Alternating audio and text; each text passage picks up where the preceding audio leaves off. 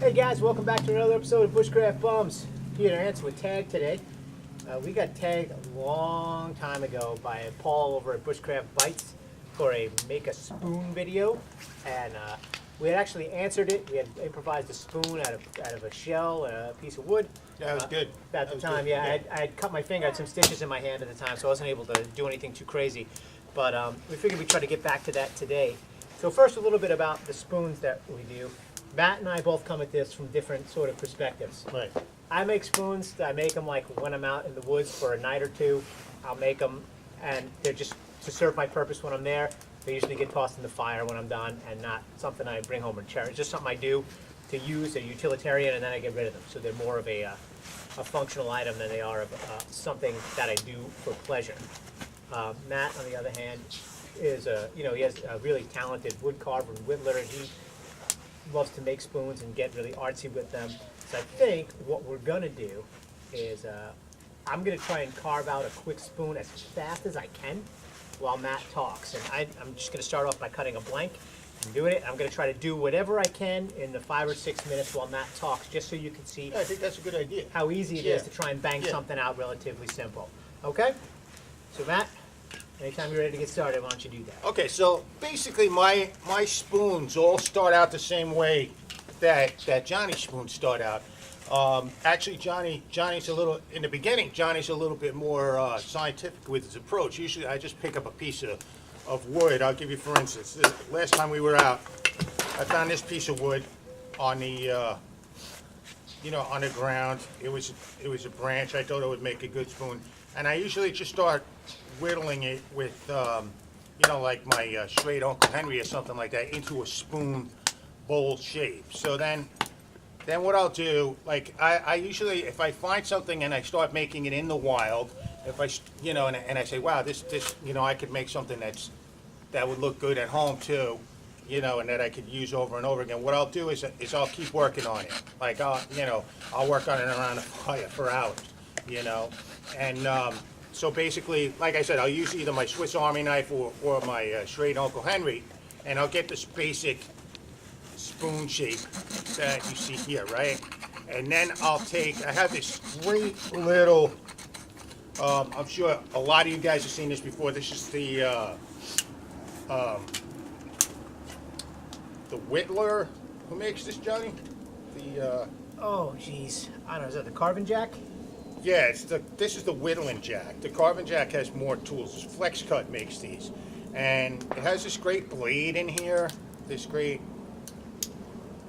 you could see this blade, right? It's kind of like a scoop, right? And this is the only thing I use to make that bowl, right? Right there. Okay? So, and this is like, once again, this is always in my kit. So I can actually make my bowl out of a solid branch, right? So this tool, this Flex Cut whittling jack, has a bunch of different blades on it. It's got a gouge. Of course, it's got your regular whittling blade on it here, which is great also. And it's small enough to be put, in any, pouch. And then what I do is I started looking at this, and I was like, man, the more I took off, I saw this, I kind of made this an eagle head. I don't know if you could, maybe Buck, if you could zoom in on that. Tell me when you got a good shot on that. Okay? So this was all like just part of this branch, okay, that I had picked up off the forest floor. I carved the eagle head into the end of it for the handle. And then I just wood burned in when I got home the feathers, and it's kind of like, you're doing something when you're out there at night, sitting around the fire. Telling stories, whatever. It's something and like I'm a little bit, I guess, hyperactive or something like that. So I always got to be doing something else while I'm doing something. So then another instance of something like that would be this one. This is all one piece of wood. Again, this is more of a pretty deep spoon, cut out with the Flex Cut Carbon Jack. And all I did was lop off and make like a knob on the end, and then cut these scrolls into it, right? With my, with my pocket knife or my my straight Uncle Henry. Cut this ribbon around here like this ribbon around here like this, and then when I got home I just used my wood burner and just wood burn lines into it and burnt that, you know. This last one that I'll show you while Johnny is roughing out his spoon, this is actually an oddity for me because I actually made this out of 3 separate pieces of wood. You know, 2 blocks of basswood and I guess a dowel. So obviously I wasn't camping when I made this one. And I was just occupying myself. This is just a bear, as you could see. The spoon is carved out the same way with the flex carving whittling jack blade. And I just decided to make it a honey spoon, so I put honey on there. And then what I did to give it the effect was I just used a blowtorch on it, just to, you know, holding it far away and kind of like, you know, giving it that burnt effect. You know, like so. And then what I do is I usually seal them with something like, you know, you could tell this spoon, this eagle spoon's been sealed with like a carving board sealer. You know, so it's good to use. It's good to use forever. Okay. You know, that's just my approach. I mean, Johnny is way more utilitarian than me. He'll knock out something in the woods when we're camping, and then, you know, it's biodegradable. You know, he's not making it to bring home as a family heirloom. You know, I'm just a little bit like more. You're more of an artist than I am. I don't know about that, but yeah, it comes to the way you play guitar, the way you carve. It's just, you know, I'm more of a just getting it done. But how long has that been now? A couple minutes? about how long is that? About 5 minutes, Buck? So he's already reached the spot where a lot of guys would be, all right, this is what I'm using to eat my food with. Yeah, this you know. I mean, it's not pretty. I certainly can neaten this up, but I've just kind of been hammering this away. Let me get the pith wood out of there. But I already got a little bit of a bowl. It's starting to take shape. It's starting to be recognizable as a spoon. I need to even up. You know what? I got 2 of your spoons that I saved. Let me get them and put them on camera. All right, if You you know, want. you know, he has a habit of throwing his away when we're done. But if I see him, I'll like, chic. Okay.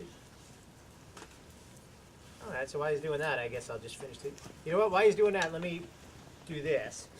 If you want to see another example of really fine spoon carving, check out Lacey Haas channel. I think it's LACIHASZ. He's a really talented bushcrafter over in Europe. The guy's he just carves bucket load of spoons. He does a really good job with them, a lot better than mine. And you know, it's just horses for courses. You know, different.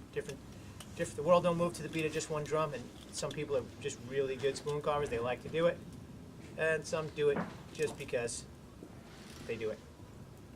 So I can get a few more scoops out of here. You can do this also with some hot coals. Get this belly out. So Johnny, Yeah. look at these 2 spoons that he just tossed them away when we were done with them, right? But I love these guys. I mean, and this is really what, you know. You know, I don't, this one I actually ate out of, you can tell, but I don't know. Whenever I carve a spoon, it always ends up looking like Squidward from SpongeBob. I don't know. It's got that shape of the head or whatever. Yeah, but it's, you know, it's strictly utilitarian. Yeah, that's all it's for. It's not, you know, it's not, we're not handing it down. But Matt's always cool that he saves them. But just a quick example of, you know, roughing out a quick spoon. And this can, you know, I can even that out a little more. This green maple also is not the best for carving. No, sirree, Bob. Very stringy. But, a little something. I got a little bowl in there. Certainly you can put sugar in your coffee with that, or get a little mouthful of soup or whatever. This is just a small little example. Yeah, it's gonna scoop up the stew. Yeah. Beans. And I could always, you know, spend more, if I'm sitting down by the fire, like Matt said, while we're in camp over the next couple of hours, I thin this out, I work on it. By the end of the night, one of these actually ends up looking pretty decent. These are just some examples of just quick little jobs, not compared to the next level artisanship of my brother. But that's the tag. All right, guys, be good. Bushcraft Bums. We'll catch you on the next one.